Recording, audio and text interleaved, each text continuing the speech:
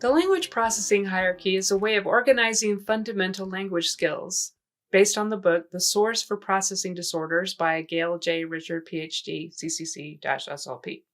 Her work is more complex than I can describe here, so I'll just try to summarize the basic idea of the language hierarchy chart.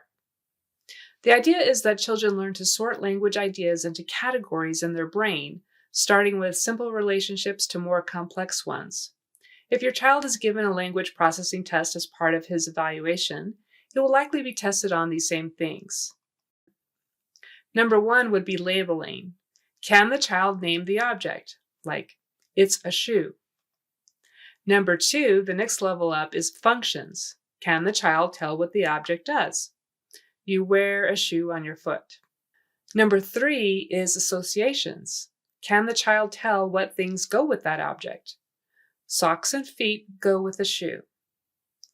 The next level up is categorizing. Can the child tell what objects are in a certain category? For instance, a shoe is in the clothes group or the footwear group.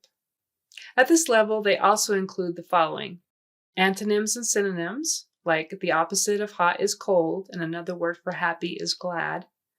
And then basic concepts. Does the child understand the words above, below, beside, left, right? The fifth level is similarities. How are two objects alike as far as purpose, category, or function? For instance, a fridge is like a stove because they are both appliances in your kitchen that you use for your food. Number 6 is differences. How are two objects different as far as purpose, category, or function? A fridge keeps your food cold and a stove heats up your food. Number 7 is multiple meanings. What are two meanings for a certain word? For example, trunk can be the long nose of an elephant or the bottom part of a tree. And then we're getting even more complicated with number 8, that's idioms. What does this figure of speech really mean? For example, it's raining cats and dogs means that it's raining really hard.